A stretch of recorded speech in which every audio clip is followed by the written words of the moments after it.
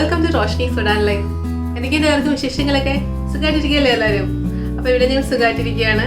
അപ്പോൾ നമ്മുടെ കട്ട്ലേറ്റ് സീരീസിന്റെ ഇവിടെ ഫസ്റ്റ് എപ്പിസോഡാണിന്ന്. അപ്പോൾ ഇന്ന് ഒട്ടും കോംപ്ലിക്കേഷൻസ് ഒന്നും ഇല്ലാത്തൊരു നോൺ വെജ് ഐറ്റമാണ് നമ്മൾ ചെയ്യാൻ പോകുന്നത്. ചിക്കൻ കട്ട്ലേറ്റ് ആണ് നമ്മളിത് തയ്യാറാക്കാൻ പോകുന്നത് കേട്ടോ.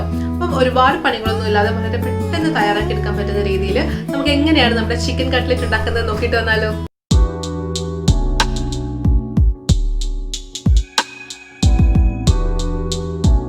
നമുക്ക് ചിക്കൻ കട്ട്ലേറ്റ് ഉണ്ടാക്കാൻ തുടങ്ങാം അല്ലേ? അപ്പോൾ അതിനായിട്ട് ഞാൻ ആദ്യം തന്നെ ചിക്കൻ കഴുകി വൃത്തിയാക്കി ചെറിയ കഷ്ണങ്ങളാക്കി എടുത്തിട്ടുണ്ട്. അപ്പോൾ ഞാനിവിടെ 500 ഗ്രാം ചിക്കനാണ് എടുത്തിരിക്കുന്നത്. 1/2 കിലോ ചിക്കൻ എടുത്തിട്ടുണ്ട് കേട്ടോ. അപ്പോൾ നിങ്ങൾക്ക് ബോൺലെസ് വേണമെങ്കിൽ യൂസ് ചെയ്യാം, അതല്ല വിത്ത് ബോൺ ആണെങ്കിലും യൂസ് ചെയ്യാം കേട്ടോ. വിത്ത് ബോൺ ആണെങ്കിൽ നമ്മൾ ചിക്കൻ ഒന്ന് വേവിച്ചതിന് ശേഷം എല്ലുകളൊക്കെ എടുത്ത് കളയണമെന്നേ ഉള്ളൂ. ബോൺലെസ് ആണെങ്കിൽ എളുപ്പമാണ്, അങ്ങനെ എല്ലൊന്നും പരക്കാൻ വേണ്ടി നിൽക്കേണ്ട ആവശ്യമില്ല. ഡയറക്റ്റ് അങ്ങ് നമുക്ക് ക്രഷ് ചെയ്തെടുത്താൽ മാത്രം മതി കേട്ടോ. അപ്പോൾ ഞാനിവിടെ എല്ലുള്ള പീസുകളാണ് എടുത്തിരിക്കുന്നത്. അപ്പം നമുക്ക് ചിക്കനെ ഒന്ന് ആദ്യം വേവിച്ചെടുക്കണം. അപ്പോൾ ഒരുപാട് മസാലയൊന്നും ഇല്ലാതെ തന്നെ അല്പം ഉപ്പും നമ്മുടെ കുരുമുളകും മാത്രം ചേർത്ത് വേവിച്ചാൽ മതി. അപ്പോൾ നമുക്ക് ചിക്കൻ ഒന്ന് വേവിച്ചെടുത്തിട്ട് വന്നാലോ, കുരുമുളകും ഉപ്പും ചേർത്തിട്ട്. അപ്പോൾ ഞാൻ ചിക്കനെ വേവിക്കാനായിട്ട് വെച്ചിട്ടുണ്ട് കേട്ടോ. അല്പം കുരുമുളക് പൊടിയും ഉപ്പും ചേർത്തിട്ട് ഒന്ന് വേവിക്കാനായിട്ട് വെച്ചിട്ടുണ്ട്. അപ്പോൾ നമുക്ക് സമയം കളയേണ്ട. ആ സമയത്ത് നമുക്ക് ഉള്ളി ഒന്ന് വഴറ്റിയെടുക്കാം. ഉള്ളി, ഇഞ്ചിയും വെളുത്തുള്ളിയൊക്കെ വഴറ്റിയെടുക്കാനുണ്ട്. അതിനായിട്ട് ഞാനൊരു പാൻ ഗ്യാസ് സ്റ്റൗവിൽ വെച്ചിട്ടുണ്ട്. പാൻ ഒന്ന് ചൂടാവട്ടെ, നമുക്ക് അതിലേക്ക് ഓയിൽ ആഡ് ചെയ്ത് കൊടുക്കാം.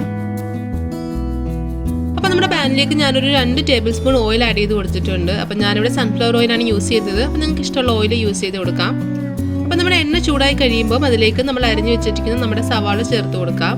അപ്പോൾ ഞാനിവിടെ ചേർക്കുന്നത് അത്യാവശ്യം വലുപ്പമുള്ളൊരു സവാള തന്നെയാണ് കേട്ടോ. അപ്പോൾ നിങ്ങളിപ്പം സവാള എടുക്കുന്നതെങ്കിൽ 2 സവാള എടുത്തോളൂ. അപ്പോൾ ഞാനിവിടെ അത്യാവശ്യം വലുപ്പമുള്ള ഒരു സവാള ചെറുതായി അരിഞ്ഞ് ചേർക്കുന്നുണ്ട്.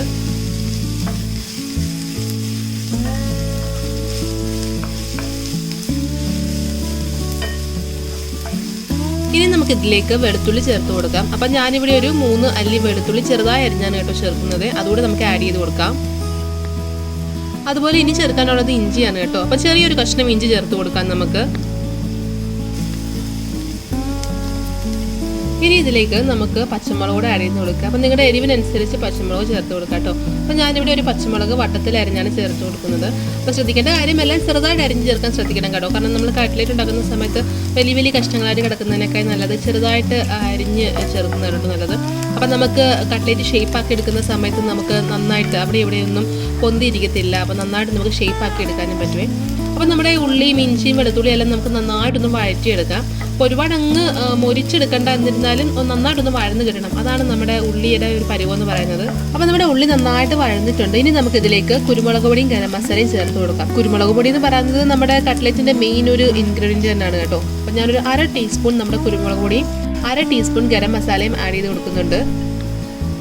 ഇനി നമുക്ക് നന്നായിട്ട് മിക്സ് ചെയ്ത് കൊടുക്കാം. അപ്പോൾ പല സ്ഥലത്തും ചാറ്റ് മസാലയൊക്കെ ആഡ് ചെയ്ത് കൊടുക്കുന്നവരുണ്ട് കേട്ടോ. പ്രത്യേകിച്ച് നോർത്ത് സൈഡിലോട്ടൊക്കെ ചാറ്റ് മസാലാസും അതുപോലെ നമ്മുടെ മാംഗോ പൗഡറൊക്കെ ആഡ് ചെയ്ത് കൊടുക്കുന്നവരുണ്ട്. പക്ഷെ നമുക്ക് അതിനേക്കാളൊക്കെ താല്പര്യം നമ്മുടെ ഗരം മസാല, നമ്മൾ വീട്ടിൽ പൊടിക്കുന്ന നമ്മുടെ ഗരം മസാല ചേർക്കാനാണ് കേട്ടോ. അതാണ് കുറച്ചുകൂടെ ടേസ്റ്റ് തരുന്നത്.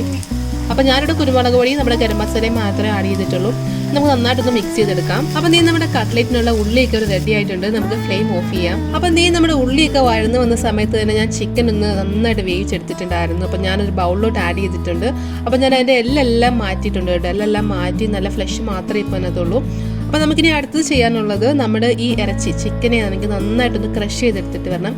അപ്പോൾ മിക്സിയിൽ ക്രഷ് ചെയ്യുന്നതാണ് കേട്ടോ നല്ലത്. എന്നാൽ മാത്രമേ നമുക്ക് ആ കട്ട്ലേറ്റിൻ്റെ ഒരു കൺസിസ്റ്റൻസി എന്താ പറയുക നന്നായിട്ട് പൊടിഞ്ഞ് നമുക്ക് കിട്ടത്തുള്ളേ. അപ്പം നമുക്ക് ചിക്കനെ ഒന്ന് പൊടിച്ചെടുത്താലോ. അപ്പം ചിക്കനെ ഞാൻ പൊടിച്ചെടുക്കാനായിട്ട് ഞാൻ മിക്സിയിലോട്ട് ആഡ് ചെയ്തിട്ടുണ്ട്. അപ്പം നന്നായിട്ടൊന്ന് ഫൈനായിട്ടൊന്ന് ക്രഷ് ചെയ്തെടുത്തിട്ട് വരാം. അപ്പം ഒരുപാട് കഷ്ണമായിട്ടൊന്നും കിടക്കണ്ട കേട്ടോ. കാര്യം എന്ന് വെച്ച് കഴിഞ്ഞാൽ ഞാൻ നേരത്തെ പറഞ്ഞ പോലെ തന്നെ ഉള്ളിയൊക്കെ കിടക്കുന്ന പോലെ തന്നെ നമുക്കൊന്ന് റോൾ ചെയ്തെടുക്കാൻ റൗണ്ട് ഷേപ്പിൽ അല്ലെങ്കിൽ ഓവൽ ഷേപ്പിലൊക്കെ നമ്മൾ ആക്കിയെടുക്കുന്ന സമയത്ത് കുറച്ച് ബുദ്ധിമുട്ടായിരിക്കും. അപ്പം നന്നായിട്ട് പൊടിഞ്ഞ് കിട്ടുവാണെങ്കിൽ നമുക്ക് പൊട്ടറ്റോ എല്ലാം കൂടെ മിക്സ് ചെയ്തെടുക്കുന്ന സമയത്തുണ്ടല്ലോ അപ്പോൾ നല്ല ഷേപ്പിൽ നമുക്ക് റോൾ ചെയ്തെടുക്കാൻ പറ്റില്ല, റൗണ്ട് ഷേപ്പിലാക്കി എടുക്കാൻ പറ്റും. അപ്പോൾ നമ്മുടെ ചിക്കനെ നന്നായിട്ടൊന്ന് പൊടിച്ചെടുത്തിട്ട് തരാം. അപ്പോൾ നമ്മൾ മിക്സിയിൽ നന്നായിട്ട് ക്രഷ് ചെയ്തെടുത്ത ചിക്കനെ ഞാനൊരു ബൗളിലോട്ട് മാറ്റിയിട്ടുണ്ട്. അപ്പം കേട്ടോ നന്നായിട്ട് ഞാൻ പൊടിച്ചെടുത്തിട്ടുണ്ട്. അപ്പോൾ ഇനി നമുക്ക് മിക്സിങ്ങിൻ്റെ പരിപാടിയാണ് കേട്ടോ. അപ്പം നമ്മൾ ബൗളിലോട്ട് ആഡ് ചെയ്തിട്ടുണ്ട്, ചിക്കൻ പൊടിച്ചത് ബൗളിലോട്ട് ആഡ് ചെയ്തിട്ടുണ്ട്. അപ്പോൾ ഇനി മിക്സിംഗ് ആണ് നമ്മൾ ചെയ്യാൻ പോകുന്നത്. അപ്പോൾ ഇതിലേക്ക് ഞാൻ ഇനി ആഡ് ചെയ്യാൻ പോകുന്നത് നമ്മുടെ പൊട്ടറ്റോ ആണ്. അപ്പോൾ അത്യാവശ്യം വലിപ്പമുള്ളൊരു പൊട്ടറ്റോ തന്നെ ഞാൻ നന്നായിട്ട് ബോയിൽ ചെയ്ത് മാഷ് ചെയ്തെടുത്ത് വെച്ചിട്ടുണ്ട്. അത് ആഡ് ചെയ്ത് കൊടുക്കാം നമുക്ക്. ഇനി നമുക്ക് ഇതിലേക്ക് നമ്മൾ നേരത്തെ വഴറ്റി വെച്ചിരിക്കുന്ന ഉള്ളിയും ഇഞ്ചിയും അതുപോലെ മസാലകളും എല്ലാം കൂടെ വഴറ്റി വെച്ചിട്ടില്ലേ, അതുകൂടെ ചേർത്ത് കൊടുക്കാം നമുക്ക്. അപ്പോൾ നമ്മുടെ ഇൻഗ്രീഡിയൻസ് എല്ലാം ബൗളിലായിട്ടുണ്ട്. ഇനി നന്നായിട്ട് നമുക്ക് മിക്സ് ചെയ്തെടുക്കാം. അപ്പം നമ്മുടെ ചിക്കനും ഉള്ളിയും അതുപോലെ തന്നെ പൊട്ടറ്റോയും എല്ലാം കൂടെ നന്നായിട്ടൊന്ന് യോജിപ്പിച്ചെടുക്കണം നമുക്ക്. അപ്പം നമ്മൾ പൊട്ടറ്റോയും ഉള്ളിയും അതുപോലെ ചിക്കനും ചേർത്ത് നന്നായിട്ട് മിക്സ് ചെയ്തെടുത്തിട്ടുണ്ട്. ഇനി നമ്മുടെ അടുത്ത പരിപാടി എന്ന് വെച്ച് കഴിഞ്ഞാൽ കട്ട്ലേറ്റിനെ ഷേപ്പ് ആക്കി എടുക്കുക എന്നുള്ളതാണ്. അപ്പോൾ നിങ്ങൾക്ക് ഇഷ്ടമുള്ള ഷേപ്പ് ആക്കി എടുക്കാം. അപ്പം നിങ്ങളുടെ ഇഷ്ടത്തിന് വിട്ടേക്കുവാണ്. അപ്പം ഞാനിവിടെ എന്തായാലും നമ്മുടെ റൗണ്ട് ഷേപ്പിലാണ് കേട്ടോ ആക്കിയെടുക്കാൻ പോകുന്നത്. അപ്പം പ്രത്യേകം ശ്രദ്ധിക്കുക, നിങ്ങൾ കയ്യിൽ കുറച്ച് എണ്ണയൊന്ന് സ്പ്രെഡ് ചെയ്തേക്കുക കേട്ടോ. അതിനുശേഷം ഒന്ന് ഷേപ്പ് ആക്കി എടുത്ത് നോക്കിക്കഴിഞ്ഞാൽ നമുക്കധികം ക്രാക്സ് ഒന്നും ഇല്ലാതെ തന്നെ പൊട്ടലുകളോ ഒന്നും ഇല്ലാതെ തന്നെ നമുക്ക് നല്ല ഷേപ്പ് ആക്കി എടുക്കാൻ പറ്റും. അപ്പം ഞാൻ ഓരോന്നോരോന്നായിട്ട് ചെയ്ത് കാണിച്ചു തരാം കേട്ടോ. അപ്പോൾ അതേ ഇങ്ങനെ റൗണ്ട് ഷേപ്പിലാക്കിയതിന് ശേഷം സൈഡ് ഒന്ന് പ്രസ് ചെയ്ത് കൊടുത്തു കഴിഞ്ഞാൽ, സൈഡിൽ ഇങ്ങനെ പ്രസ് ചെയ്ത് കൊടുത്തു കഴിഞ്ഞാൽ ആ ക്രാക്സ് പൊട്ടലുകളൊക്കെ ഉണ്ടെങ്കിൽ അതങ്ങ് മാറിക്കോളൂ കേട്ടോ. ഇതുപോലെ ഇങ്ങനെ പ്രസ് ചെയ്ത് കൊടുത്താൽ മതിയേ. അപ്പോൾ അത് ഇതുപോലെ നമുക്ക് ബാക്കിയുള്ള കട്ട്ലേറ്റ്സും ഇങ്ങനെ ഷേപ്പ് ആക്കി എടുക്കാം. അപ്പോൾ നമ്മുടെ കട്ട്ലേറ്റിനെ ഷേപ്പ് ചെയ്തെടുത്തു കഴിഞ്ഞാൽ അടുത്ത പരിപാടി നന്നായിട്ട് കോട്ട് ചെയ്തെടുക്കണം. അപ്പം ഞാനിവിടെ മുട്ടയാണ് യൂസ് ചെയ്യുന്നത്. അപ്പം ബ്രെഡ് ക്രംസിൽ മുക്കുന്നതിന് മുമ്പ് നമ്മൾ മുട്ടയിൽ ഒന്ന് ഡിപ്പ് ചെയ്തെടുക്കണമല്ലോ. അപ്പം ഞാൻ മുട്ടയാണ്. അപ്പം നിങ്ങൾക്ക് മുട്ട വേണ്ടാന്നുണ്ടെങ്കിൽ കോൺഫ്ലവറോ മൈദയോ യൂസ് ചെയ്യുന്നതാണ്. പക്ഷെ നോൺ വെജ് ആവുന്ന സമയത്ത് മുട്ട യൂസ് ചെയ്യുന്നതാണ് കുറച്ചുകൂടെ എന്താ പറയുക ടേസ്റ്റായിട്ടും കുറച്ചുകൂടി ക്രിസ്പി ആയിട്ടും കിട്ടുന്നത് മുട്ട ചേർക്കുമ്പോഴാണ് കേട്ടോ. അപ്പം ഞാൻ എന്തായാലും ചിക്കൻ കട്ട്ലേറ്റിന് മുട്ടയാണ് യൂസ് ചെയ്യാൻ പോകുന്നത്. അപ്പോൾ ഞാൻ ഒരു മുട്ട എടുത്ത് നന്നായിട്ടൊന്ന് ബീറ്റ് ചെയ്തെടുക്കാൻ പോവാണ്.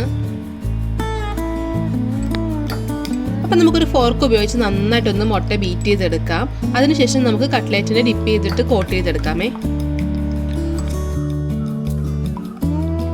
അപ്പം നമ്മുടെ കട്ട്ലേറ്റ്സ് ഷേപ്പ് ചെയ്ത് വെച്ചിട്ടുണ്ട്, മുട്ട ബീറ്റ് ചെയ്ത് വെച്ചിട്ടുണ്ട്, നമ്മുടെ ബ്രെഡ് ക്രംസും റെഡിയാണ്. അപ്പം നമുക്ക് ആദ്യം കട്ട്ലേറ്റ്സിനെ മുട്ടയിലൊന്ന് മുക്കിയെടുക്കാം.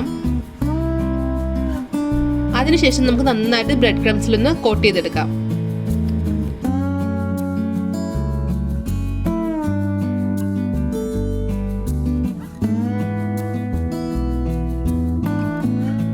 ഇതുപോലെ നന്നായിട്ട് കോട്ട് ചെയ്തെടുത്തതിന് ശേഷം നമുക്കൊരു പ്ലേറ്റിലോട്ട് മാറ്റി വെക്കാം. ഇതുപോലെ നമുക്ക് ബാക്കിയുള്ള എല്ലാ കട്ട്ലേറ്റ്സും നമുക്കിങ്ങനെ മുട്ടയിൽ ഡിപ്പ് ചെയ്ത് ബ്രെഡ് ക്രംസിൽ കോട്ട് ചെയ്തെടുക്കാം.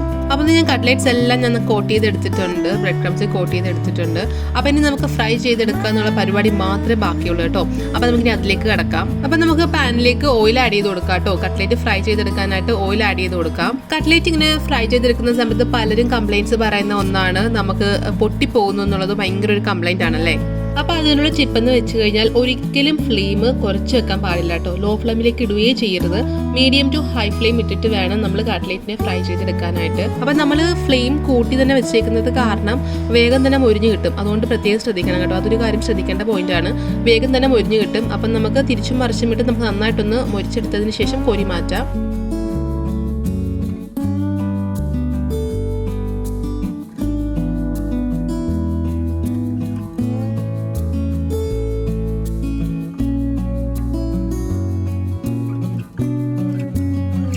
അപ്പോൾ ഈ നമ്മുടെ കട്ട്ലേറ്റ് റെഡി ആയിട്ടുണ്ട്. നമുക്ക് എണ്ണയിൽ നിന്ന് കോരി മാറ്റാം.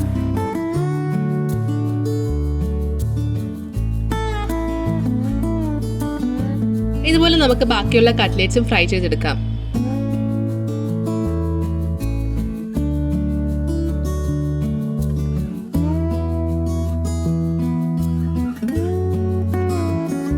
അങ്ങനെ നമ്മുടെ ക്രിസ്പി ആയിട്ടുള്ള കട്ട്ലേറ്റ്സ് ഇവിടെ റെഡി ആയിട്ടുണ്ട്. അപ്പം ചിക്കൻ കട്ട്ലേറ്റ് ഇതിന് കാണുമ്പോൾ തന്നെ മനസ്സിലാകത്തില്ല, നല്ല പെർഫെക്റ്റ് ആയിട്ട് വന്നിട്ടുണ്ട്. നല്ല പുറമൊക്കെ നന്നായിട്ട് മൊരിഞ്ഞ് വന്നിട്ടുണ്ട് കേട്ടോ. അപ്പം അകം നല്ല സോഫ്റ്റ് ആണ്. നല്ല ചിക്കനും പൊട്ടറ്റോയും കൂടെ ചേർന്നിട്ട് നല്ല സോഫ്റ്റ് ആണ്. പുറം നല്ല ക്രിസ്പി ആയിട്ടുണ്ട്. നല്ല ടേസ്റ്റി ആയിട്ടുള്ള കട്ട്ലേറ്റ്സ് ആണ് കേട്ടോ. എങ്ങനെയുണ്ട് നമ്മുടെ ചിക്കൻ കട്ട്ലേറ്റ്? അടിപൊളിയായിട്ടല്ലേ? പുറം നല്ല ക്രിസ്പി ആയിട്ടുള്ള നമ്മുടെ ഔട്ടർ കോട്ടിങ്ങും അകത്ത് കുറച്ച് സോഫ്റ്റ് ആയിട്ടുള്ള ചിക്കൻ്റെ മിക്സ് എല്ലാം കൂടെ വന്ന നല്ല അടിപൊളി കട്ട്ലേറ്റ് ആണ് കേട്ടോ. അപ്പോൾ എല്ലാവരും ഒന്ന് ട്രൈ ചെയ്ത് നോക്കണം. അപ്പോൾ ട്രൈ ചെയ്ത് നോക്കിയിട്ട് നിങ്ങളുടെ അഭിപ്രായങ്ങളൊക്കെ കമന്റ് ബോക്സിൽ ഇടാൻ ആരും മറക്കരുത്.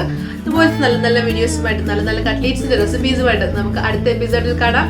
അതുവരെ ബൈ, ടേക്ക് കെയർ. രുചിയുടെ വർണ്ണങ്ങൾ നിങ്ങളുടെ മനസ്സ് നിറയ്ക്കട്ടെ. സ്നേഹത്തോടെ റോഷ്നീസ് ഫുഡ് ആൻഡ് ലൈഫ്.